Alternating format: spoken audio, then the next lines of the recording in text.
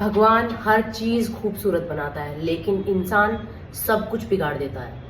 इंसान दौलत के नशे में इतना स्वार्थी हो गया है कि मानो उसके अंदर की सारी भावनाएं, सारी फीलिंग्स खत्म हो चुकी हैं। और अंधापन इस हद तक है कि अगर कोई जंगली जानवर किसी इंसान को मारकर खा जाता है तो ये ब्रेकिंग न्यूज का मुद्दा बन जाता है। लेकिन वही आदमी जब किसी जानवर को 5 स्टार रेस्टोरेंट में बैठ के मिर्च मसाले लगा के बड़ी शान के साथ खाता है तो उसके ऊपर कोई मुद्दा नहीं बनता। और बेशर्मी की बात तो ये है कि जितना ज्यादा नुकसान पर्यावरण को इंसानों ने पहुंचाया है, उतना नुकसान किसी भी जीव जंतु ने इस धरती को नहीं पहुंचाया है। कोई भी जीव जंतु जितना इस धरती से लेता है, उससे कई गुना ज्यादा वो धरती को देकर जाता है। लेकिन इंसान इतना ज्यादा स्वार्थी हो गया है कि वो देना भूल ही गया है और वो धरती के जंगलों से लेकर आसमान की ओजोन लेयर तक को खा गया है। प्रकृति से इतना सब कुछ लेने के बाद भी इंसान संतुष्ट नहीं है।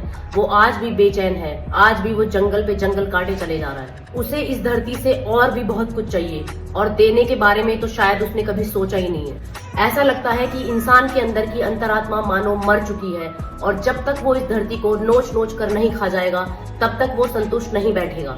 लोगों ने ये मान रखा है कि स्वर्ग कहीं 7 आसमानों के पार ऊपर कहीं दूर है और इसीलिए आज वो जहाँ है वो उसी को नर्क बनाने में लगा है। इस सारी पृथ्वी को नर्क बनाने में सबसे बड़ा हाथ इंसान का है। बहुत हो चुकी स्वर्ग की बातें जो कहीं और है। अब समय आ गया है इस धरती को स्वर्ग बनाने का। पिछले 3000 सालों में 5000 युद्ध इंसानों ने लड़े हैं। इतने युद्ध तो शायद नर्क में भी नहीं होते होंगे।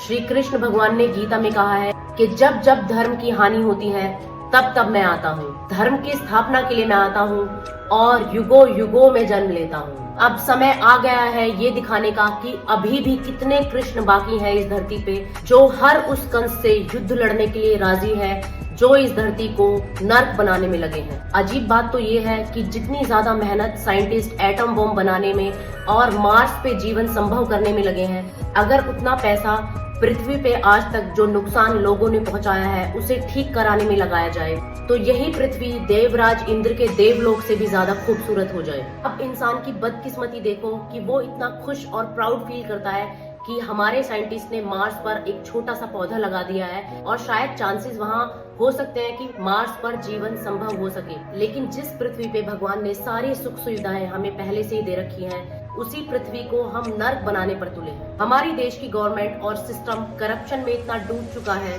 कि जिन बातों को शायद कोई अंधा भी समझ जाए कि जल और जंगल हमारे लिए कितने जरूरी है, उन बातों को हमारा अंधा कानून अभी तक नहीं समझ पाया। तो आप